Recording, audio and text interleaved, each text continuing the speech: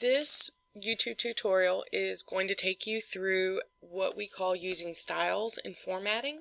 And the reason you want to pay close attention to what I'm working on here on my screen is that it will help you to auto-generate a table of contents so that you never have to go in and by hand try to make that ever again.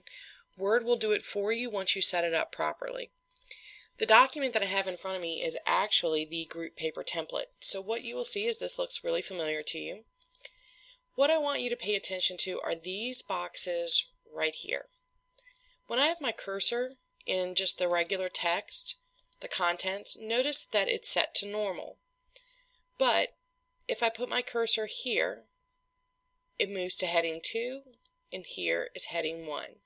What you need to understand is that logically, just like you learned how to build an outline all those years ago back in middle school, think of this as your major Roman numeral.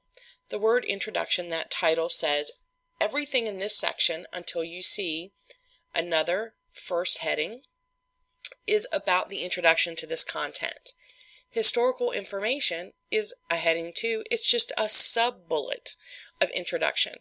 So we could scroll through the document, and until we find another heading 1 that looks just like this, all caps, in bold, underline, which is right here, now we're changing into a new topic, new idea within the body of the document. Think of them as mini chapters within a book. So then, current situation, everything under that remains part of that until impact is a subheading of the current situation. It's where you talk about the impact of the current status. And now we move to solutions. We've transitioned ideas. In a document like this, that's how headings start working to be indicators for your reader. All of this information is on this topic. Now all of this information is on this topic. And if you think about headings and the levels of your headings, just like you would in an old outline that you may do, Roman numeral 1, first subheading is capital A.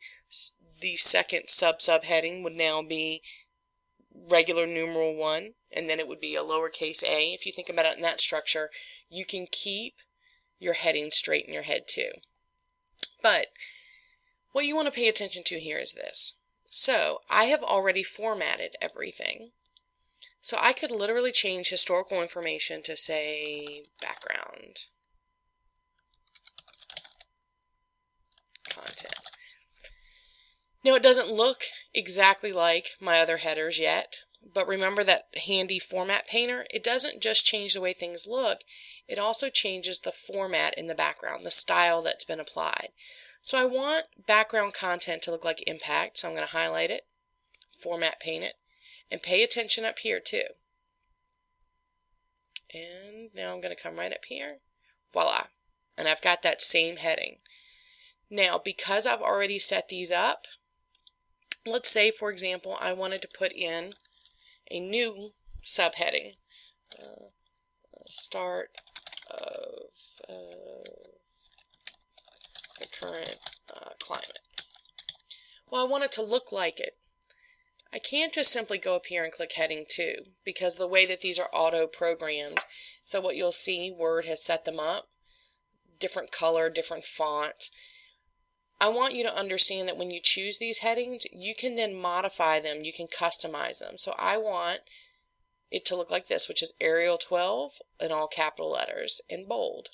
So I want to go, just pick it, Arial 12.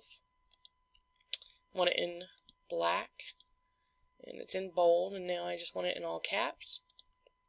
Ta-da! And now it looks like the rest of my headings.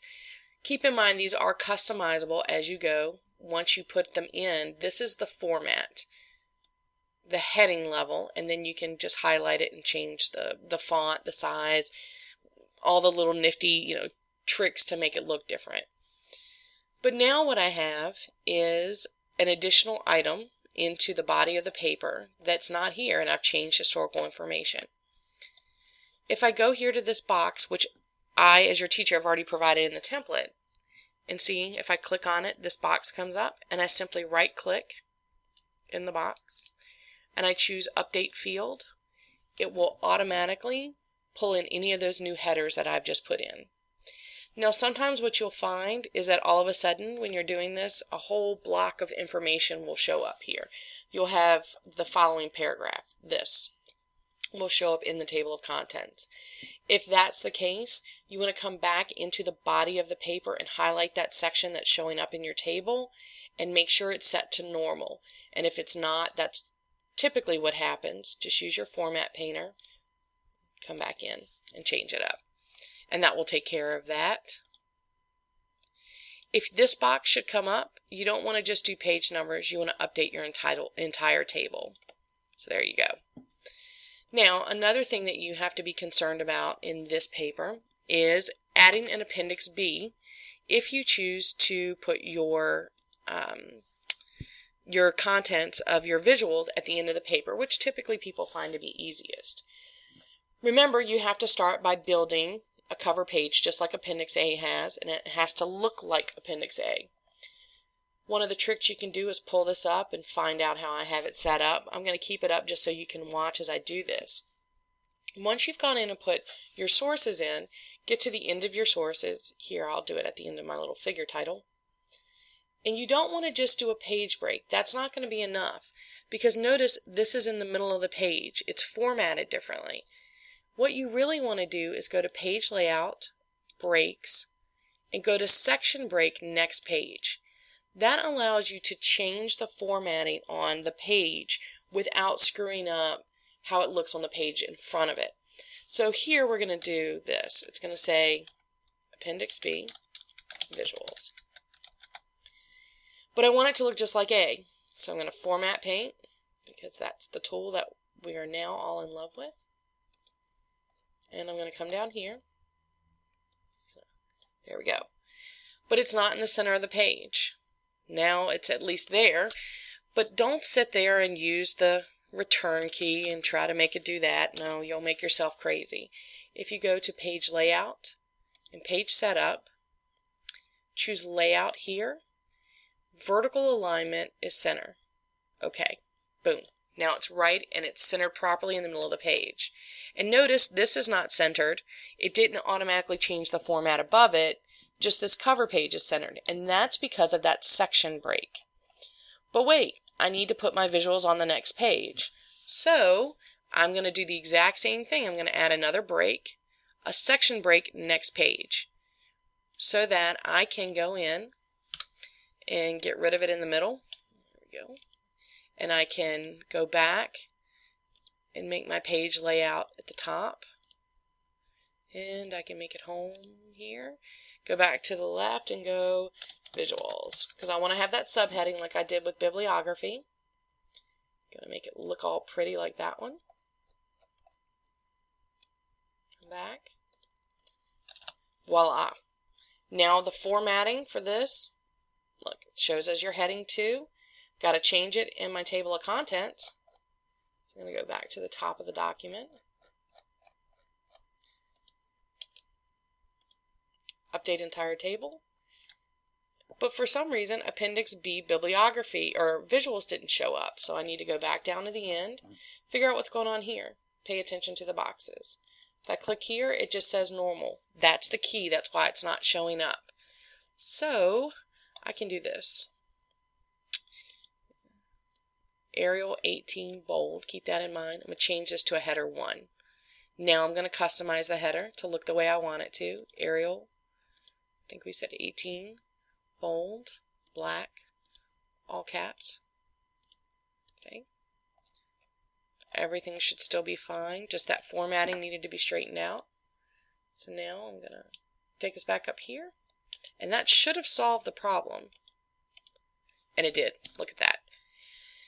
The thing about your auto generation of your table of contents is that that needs to be the last thing that you do, because any modifications you make in terms of the body of the document could ultimately change page numbers, jog things down. Keep that in mind. Let the update of the table of contents after you've edited, after you have paid attention to what you're doing in the document, you put your visuals in, your bibliography, you've read it over, you've made sure your spacing's correct. Let that be your last possible thing. That will save you a lot of time and headache. But keep in mind, it's right here. It's these styles and the formatting that's really driving everything. In terms of your papers, you'll never go beyond a heading 2 for me. Now, if you want to try your hand at doing this yourself, I'll strip all that out. Okay, let's delete it out. There we go. We're just going to take this directly out. Nope.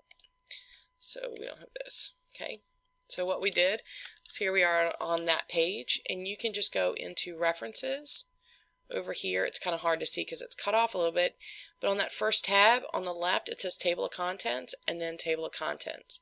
You can choose any of these different options. Let's choose the first one.